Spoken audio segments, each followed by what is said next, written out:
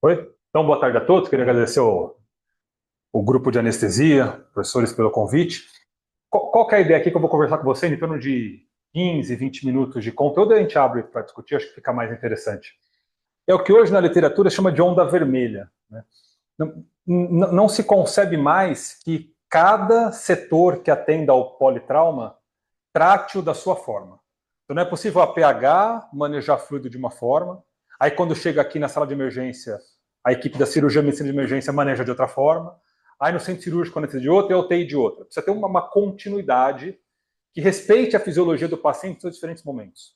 Esta continuidade chama-se hoje onda vermelha ou protocolo de transfusão maciça, tem vários nomes, mas o que mais se aceita hoje é esse onda vermelha, em que todo mundo que participa desta linha de cuidado, isso aqui é uma linha de cuidado, fala a mesma língua, calcula os mesmos scores, responde aos mesmos indicadores de qualidade. Essa é a ideia. É uma assistência uniformizada.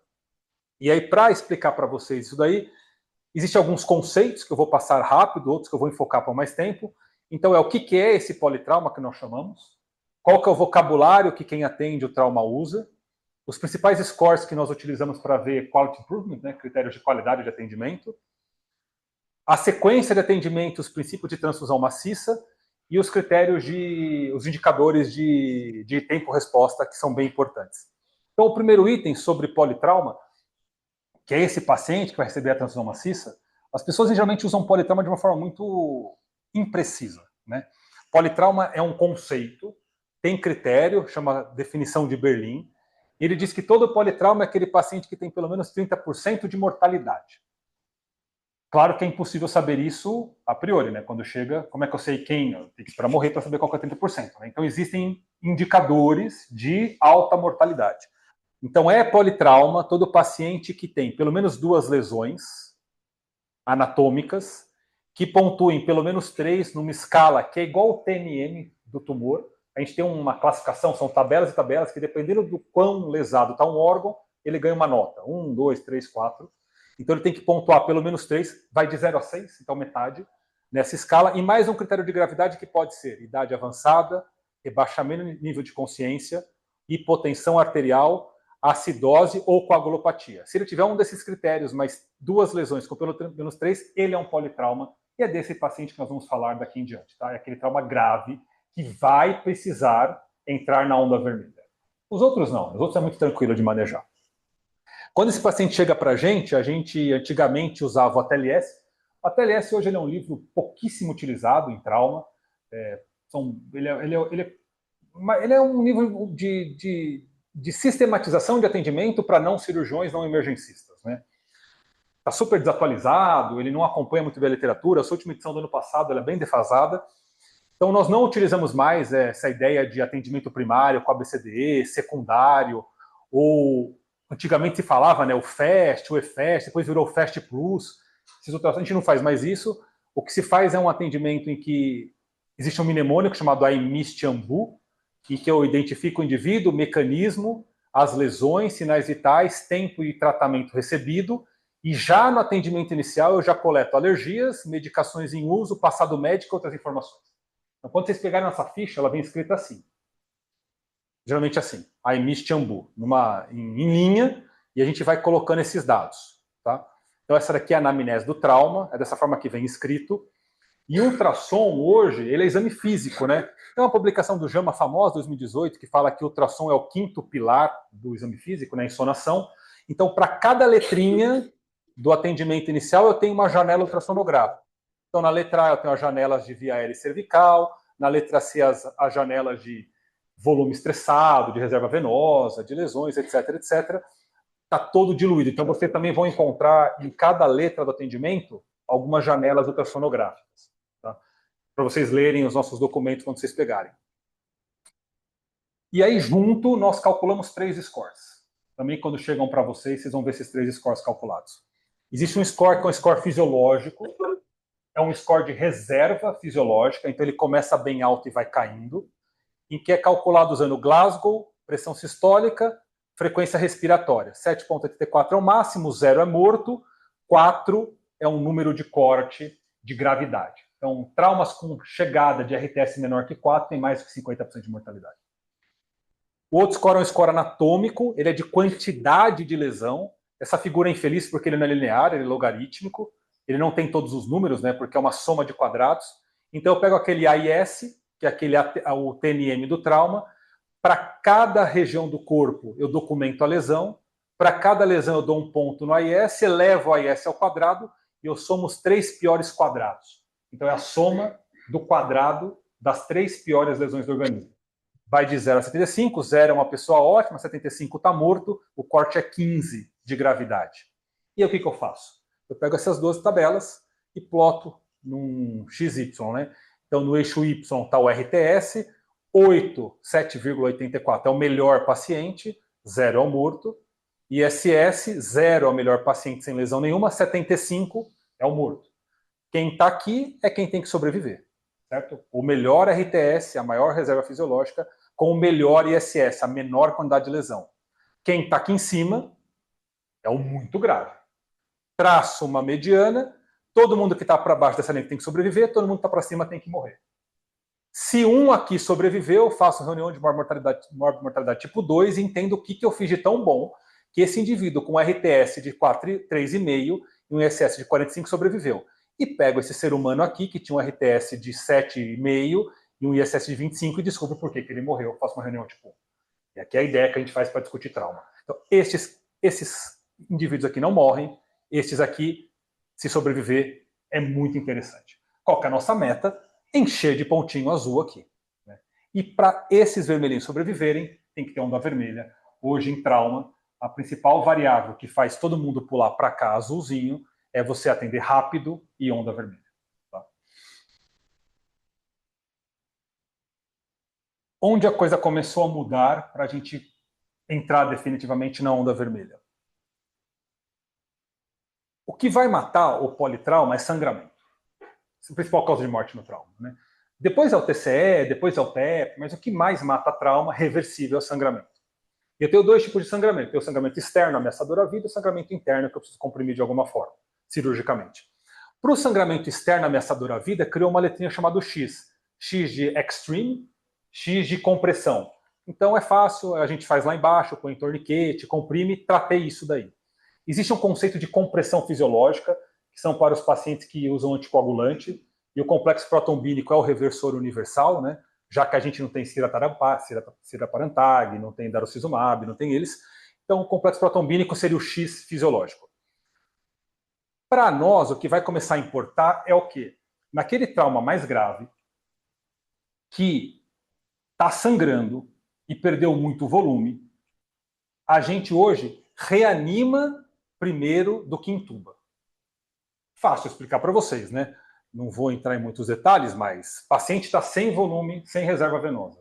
Está com PVC baixa, está com pré-carga baixa. Se você fizer um sedativo em dose alta, um bloqueador neuromuscular em dose alta e uma pressão positiva na via aérea, você acabou com o retorno venoso dele, ele para. Então existe todo um conceito hoje, você fazer uma reanimação inicial nesse paciente, resgatá-lo volumicamente, aumentar um pouquinho a PVC, aumentar um pouquinho a pré-carga, aumentar o volume estressado, para daí ele receber o tubo e daí ele receber as medidas de suporte invasivo de via aérea. Isso fez com que o ATLS, o atendimento do trauma, mudasse de ABC para CAB. Então, primeiro eu faço C, depois eu faço A.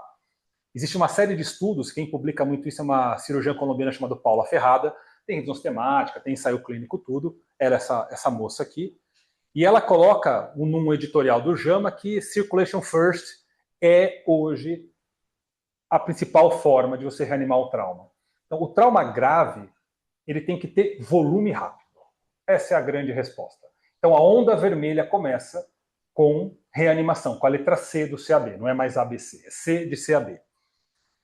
E isso, para melhorar o vocabulário, na hora de entubá-lo, não chama mais via aérea anatômica difícil só, a gente chama de via aérea fisiológica difícil.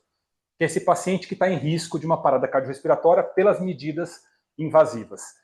E a intubação, nossa, não chama intubação em sequência rápida, é intubação em sequência ressuscitativa ou reanimativa. Então, as minhas medidas para preparar esse organismo para receber um tubo são de reanimação.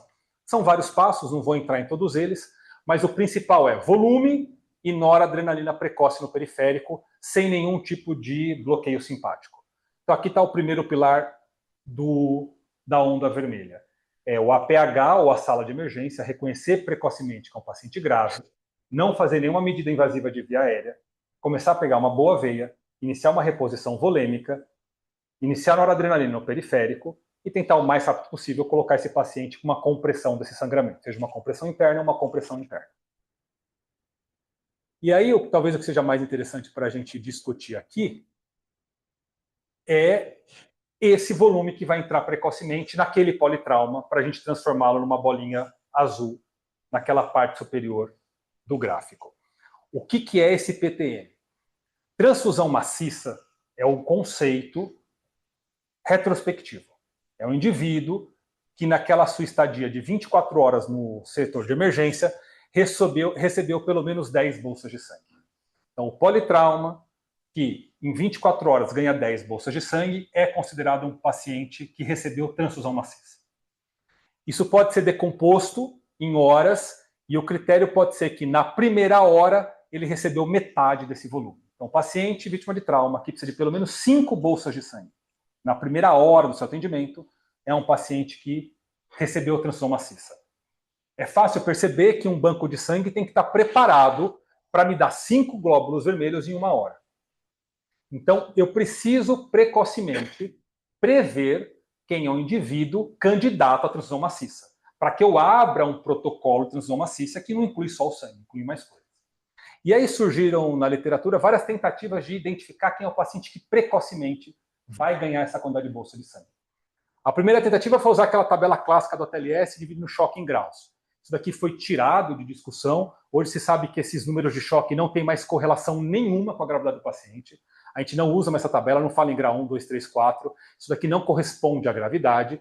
E o que hoje nós temos são listas de tentativas de scores para sensíveis e específicos o suficiente para falar esse paciente é transfusão maciça e ele vai ganhar sangue, eu não vou desperdiçar sangue. De todos que tentaram validar, o que tem a melhor área sobre a curva para dizer que é um bom candidato à transfusão maciça é um score chamado RABBIT. Então, o RABBIT ele coloca ferimento penetrante, ultrassom com líquido livre, choque index maior que 1 ou fratura de pelve. Se esse paciente tiver pelo menos 2 pontos, ele é um candidato à transfusão maciça, com uma acurácia maior que 90%. Então, eu acerto bem. Eu não abro protocolos à toa e não deixo pessoas que precisariam receber sangue sem receber sangue. Definir quem que vai ganhar, aí agora sim eu vou dar o volume. Quando eu estudei a TLS, eram 2 acessos de nossa calibrose, anticubital, 20 a 30 ml por quilo de cristalóide.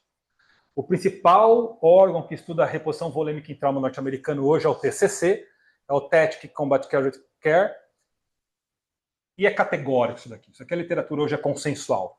Cristalóide, soro fisiológico, Ringer lactato, Plasmalite ou qualquer outro não devem ser utilizados em mais nenhuma etapa da reanimação do trauma. É critério de qualidade se o seu serviço não usar nada de cristalóide. Zero, é zero cristalóide. A meta hoje é 0 soro na reanimação de qualquer trauma. Mas eu não vou dar soro, eu vou dar o quê? Aí vem as tentativas, né? A primeira grande tentativa era plasma. Vamos dar plasma. Mas plasma tem que descongelar, demora 40 minutos, não dá tempo. Aí criaram o plasma seco, liofilizado ou atomizado. Nem todo mundo tem plasma. Então o plasma, tem uma série de estudos mostrando que reanimar com plasma é superior a reanimar com cristalóide. Não deu certo porque a viabilidade de ter plasma seco é muito difícil, é muito caro. Você teria que ter um plasma em pó, você joga um soro lá cristalóide, você prepararia um plasma. Isso aqui funciona muito bem no APH. Israel tem plasma no APH, França tem plasma no APH, tudo plasma seco. A gente ainda não tem. Então, a alternativa a você ter um plasma seco é você ter algum tipo de hemocomponente disponível. E aí surge o sangue total. A ideia do sangue total surgiu, óbvio, também em situações de combate, em que os soldados que iam, guerra do Afeganistão, Iraque principalmente, eles iam para a linha de frente e o tipo sanguíneo dele tinha na linha de trás 2 ou 3 do mesmo tipo sanguíneo. Se acontecer algum acidente aqui, eu tiro esse indivíduo de cena, canulizo, faço a canulação dele e um indivíduo doa imediatamente seu sangue para ele. São os bancos de sangue caminhantes, ambulantes. Então era feita uma transfusão entre combatentes, eu dava o sangue completo meu para o indivíduo. Não tem como ter isso no hospital, né? Não tem como ter alguém dando sangue imediato. Então surge a ideia do sangue total preparado. Essa é a meta de todo hoje grande centro de trauma. É você preparar um tipo de sangue, sangue total. Na hora de coletar o sangue, lá no banco de sangue, você não fragmenta mais o sangue. Você não cria glóbulo vermelho, plasma, plaqueta ou crio. Né? Você tira todo esse sangue. Não é todo paciente que pode ser doador de sangue total. Tem que ser o paciente que tem baixos títulos de anti-A e anti-B. É um tipo O de baixa titulação. E não é qualquer lugar que armazena, porque você não pode congelar, porque se congelar você destrói plaqueta e hemácia. Só que não pode ficar em temperatura ambiente, que nem a plaqueta, porque senão a hemácia desnatura. Então ele fica refrigerado. Ele fica geladinho ali, em seus 6, 7 graus, numa estufa, numa geladeira, na sala de emergência. Então, os grandes centros de trauma hoje têm sangue total na sala de emergência. Tem 2 a 3 bolsas de 400 ml, e a hora que chega um trauma, você pega esse sangue total e imediatamente dá para o indivíduo. O Hospital São Paulo não tem sangue total. Quem tem sangue total hoje? João 23, Santa Catarina inteira tem. O EMOSC de Santa Catarina colocou sangue total nas aeronaves, para você ter uma ideia. Eles têm um águia, semelhante ao nosso, chama Anjos do Céu, se eu não me engano, Arcanjos do Céu, e lá eles têm sangue total. A doutora Melka aqui está tentando colocar, tem toda uma logística de coletar, de deixar armazenado. Esse sangue dura bem menos. O sangue, o glóbulo vermelho dura 30, 60 dias. Esse aqui dura 10, 14 dias. Porque os fatores de coagulação começam a cair, né? Porque não está congelado. Então o fator 7 começa a perder efeito. Então, ou você usa no trauma, ou você usa no centro cirúrgico. Então tem que ter uma logística, né? Se está vencendo, alguém já tem que estar planejando trocar, e esse aqui que está vencendo tem que ser usado numa cirurgia, ou você transforma ele em glóbulo vermelho. Só que aí você não cria nem plasma, nem plaqueta, nem crio. Então também desperdiça sangue. A logística não é simples. Mas é o futuro, é o sangue total. No editorial do JACS, né, que é o Journal of American College of Surgeons, recente, de fevereiro deste ano, coloca, né, porque ainda isso é uma questão, né, e coloca que o sangue total é o fluido padrão para reanimar qualquer tipo de trauma. Não tenho sangue total. O que eu faço, então? Veja, não tenho plasma seco, não tenho sangue total. As opções estão começando a acabar, né? O que sobra? É o famoso 1 para 1 para 1. Vários trials, né? O PROPER é um dos principais, e o PROMPT também. Eles avaliaram, já que eu não tenho sangue total, eu vou tentar montar um sangue total. Então eu vou pegar glóbulo vermelho, plasma e plaqueta e vou recompor isso no corpo do indivíduo. Eu vou dar, claro que eu vou dar separado, não vou fazer essa mistura fora do indivíduo, é no corpo dele. E aí a proposta é que seja feito algo mais ou menos assim. Já que eu não tenho como zerar cristalóide, porque eu não tenho plasma, e já como eu não tenho como dar sangue total. O APH restringe cristalóide. A ideia é que o SAMU e o bombeiro dêem muito pouco, não passem de 500 ml de cristalóide. Quando chega na sala de emergência, nós tentamos fazer um protocolo de 0 cristalóide e eu dou 2 bolsas de O negativo. O nosso banco de sangue ele libera 2 bolsas de sangue, uma medida do Ministério, que é autorizado, a você liberar 2 bolsas não tipadas para qualquer paciente que precise. Pode liberar até 2 bolsas. Aí nós corremos lá, pegamos e damos 2 bolsas de O negativo, ou O, né? Se for homem, mulher, fora da idade reprodutiva, a gente dá O independente do negativo, pode dar positivo. Mas quando é mulher, geralmente é O negativo. E aí esse paciente vai para a tomografia, faz o que tem que ser feito. Hoje o Hospital São Paulo tem protocolo de tomografia em paciente instável, chama split bolus. Numa outra aula, ou no outro momento eu comento com vocês o que é o split bolus. E esse paciente vai para o centro cirúrgico. A meta é que o anestesista dê 0 de cristalóide também, e ele comece a balancear e a montar o sangue total. O banco de sangue já está começando a tipar aqui, eles demoram 20 minutos para tipar. A ideia é que esse paciente esteja na sala cirúrgica em menos de 15 minutos, é difícil de conseguir. E aí vocês teriam, entre 20 minutos e 40 minutos, o glóbulo vermelho e o plasma pronto. Nosso protocolo descongela 10 plasmas simultaneamente. Quando tem. Nem sempre tem. Né? Porque tem que tipar e começar a descongelar. A gente não faz prova cruzada. Vai sem prova cruzada. Então o banco de sangue vai começar a preparar para vocês, se vocês pedirem PTM, assim, eu quero que o PTM está aberto, a gente abriu. Você fala, banco de sangue, eu quero que dê conta do PTM, ele vai começar a preparar para vocês 10 de 10 de 10 de cada. Vamos ver quanto vocês vão usar. E aqui a plaqueta ainda não é necessária, mas na UTI muito provavelmente vai precisar completar a plaqueta. Ou com uma randômica, 10 randômicas, ou com uma férise. O que eu estou fazendo aqui? Eu estou começando a parear, tá vendo? 2 mais 5, 7, mais 3, 10, 5 mais 5, 10, 10. De modo que eu tenho que tentar, ao final do atendimento, a meta é não passar de 3 litros de cristalóide em 24 horas e conseguir parear 1 para 1 para 1 o mais precoce possível. Geralmente é a UTI que consegue. É muito raro, se tudo for muito rápido, o cirurgião anestesista conseguir dar plasma e plaqueta. Imagina, 40 minutos para descongelar o plasma? O ideal é 40 minutos seja na UTI já, né? Então a gente vai trabalhar com o quê? Cristalóide e glóbulo vermelho, é o que sobra para a gente. E aí eu fiz a restrição do cristalóide e a infusão proporcional de 1 para 1 para 1. Existem metas, né? Meta de PAM, o conceito de hipotensão controlada ou permissiva existe, então enquanto não foi comprimido o vaso, você tolera aí sem TCE, sem neurotrauma, você tolera uma PAM aí de 40, 50, é recomendado que se faça isso. E assim que comprimir o vaso, tampou, você volta até 65 de PAM, mas no TCE não dá, né?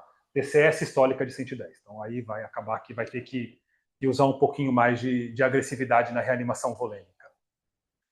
Noradrenalina é o vasopressor de escolha para conseguir essas metas pressóricas. Existem trabalhos mostrando que o trauma tem uma depressão de vasopressina endógena. Então, talvez a vasopressina fosse o vasopressor de escolha, mas quando você vê os ensaios clínicos comparando vaso e nora, não tem diferença nenhuma. Nora é muito mais familiar para nós, então nora é o fluido de escolha. No periférico mesmo, né? Vários estudos mostraram que é seguro começar no periférico. Tô fechando a onda vermelha, tá? Ácido tranexâmico é o antifibrinolítico de escolha. Metade dos traumas chegam com hiperfibrinólise pelo próprio mecanismo de trauma. Então, eu preciso quebrar essa cascata de hiperfibrinólise. A droga de escolha, ácido tranexâmico, ele é um análogo do receptor da dilisina, do sítio de lisina do plasminogênio. Então, ele impede que plasminogênio vire plasmina. Então, diminui a atividade de plasmina sérica. Então, é um antifibrinolítico. E o recomendado é que seja feito nas primeiras 3 horas do trauma. A ideia é que o APH faça o transamin. Nem todo APH tem transamin. Quando não tem, a gente faz na sala. É muito raro chegar para vocês precisarem fazer o transamin. Mas é interessante vocês puderem perguntar, né? Já fez o astronexâmico? Se não fez, a indicação é que seja feito. O estudo mais famoso do transamin é o CRASH 2, né? Fibrinogênio. O principal fator que depleta a fibrinogênio. É muito comum os pacientes ficarem com hipofibrinogênemia. Então, se você estiver percebendo que está sangrando, acaba que vira 1 para 1 para 1 para 1, e esse último 1 é crio. A gente acaba dando 10 bolsas de crio. Não é muito consensual que o crio tem que ser dado empírico. A maioria dos trabalhos prefere que você dose o fibrinogênio e reponha por point of care, né, por medida à beira-leito, mas ele vai ser a gente tem aqui, tem o hemo... Como é que é o nome comercial do fibrinogênio? Hemocompletan. Tem o hemocompletan, né, precisa conversar lá com o PR para liberar ou não, mas a ideia é que seja reposto ou o fibrinogênio medicamento ou o crioprecipitado. E cálcio. Né? A maioria dos pacientes faz hipocalcemia, as nossas bolsas de sangue são muito ricas em citrato, a própria formação do coágulo consome cálcio e hipocalcemia causa alta de mortalidade entrada. Então o cálcio também é reposto empírico. A ideia é que se reponha uma ampola a cada 2 a 4 bolsas de sangue, vai fazendo cálcio empírico.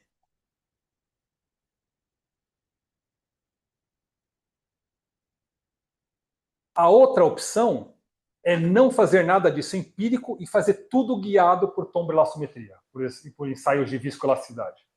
A gente tem aqui o ROTEM. Quando você pega os trabalhos comparando reanimar com exames laboratoriais e empírico versus com ROTEM, a diferença é em economia de sangue. Então há um braço muito forte hoje do hospital do PBM em querer que a gente use o ROTEM para economizar sangue. Mas temos de mortalidade não muda. E os principais trabalhos de coagulopatia e uso de ROTEM ou não é do Ernest Moore, que esse senhor aqui é um texano, e eles dividem dessa forma, que é o final da aula. É o finalzinho já. Então, o norte-americano, ele reanima trauma desta forma aqui. Então, ele repõe 1 para 1 para 1 ou sangue total. Se ele tiver sangue total, ele é sangue total. Se ele faz 1 para 1 para 1, empírico, tá? Chegou, já começa a dar os 3, assim que possível. Ele faz altas metas de hemoglobina, restringe ao máximo o cristalóide e faz cálcio empírico a cada 2 a 4 bolsas de sangue. Só que o americano ele não faz o transamin empírico. Ele roda o ROTEM ou o TAG e ele só faz quando tem mais do que 3% de lise. Por quê? Porque o Moore documentou que existe um fenômeno chamado hiperfibrinólise shutdown. O paciente ele já chega sem hiperfibrinólise, 60%. Então a gente estaria dando transamin em 60% dos casos que não precisariam dele. Então, o americano prefere dar o transamin para o paciente que tem documentada a fibrinólise. Como o CRASH 2, que é o estudo do transamin é europeu, ele é multicêntrico, mas ele é europeu, o europeu faz diferente. Então, o europeu ele dá o transamin empírico para todo mundo.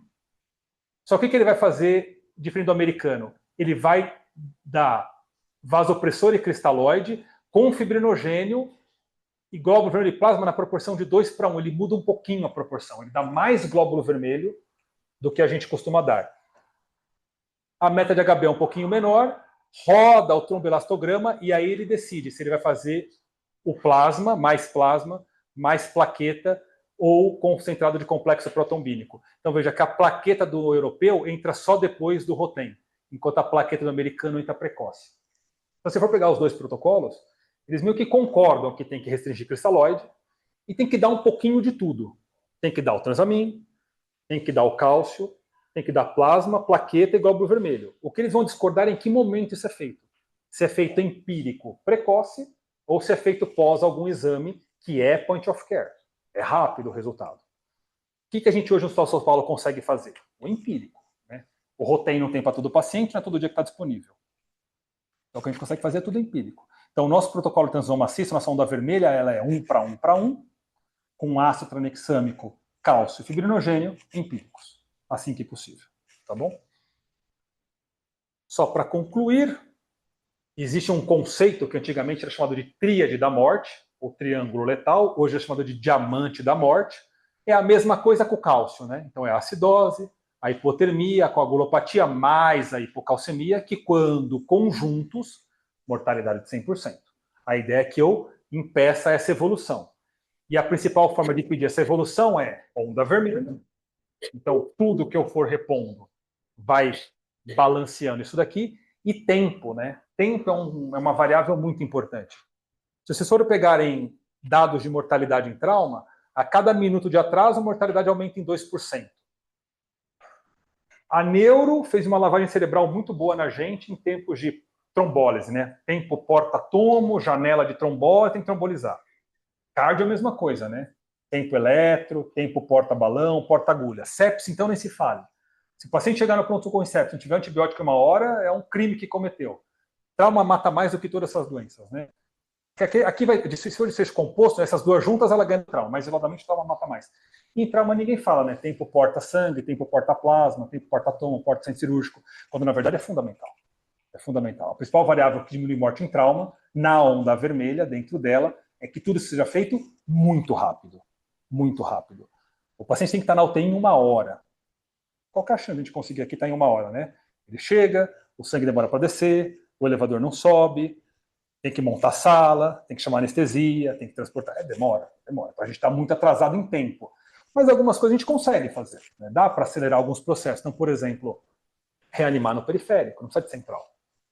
Né? Aquecer o mais rápido possível. A ortop não pode participar do mesmo tempo operatório. Não vai fixar nada.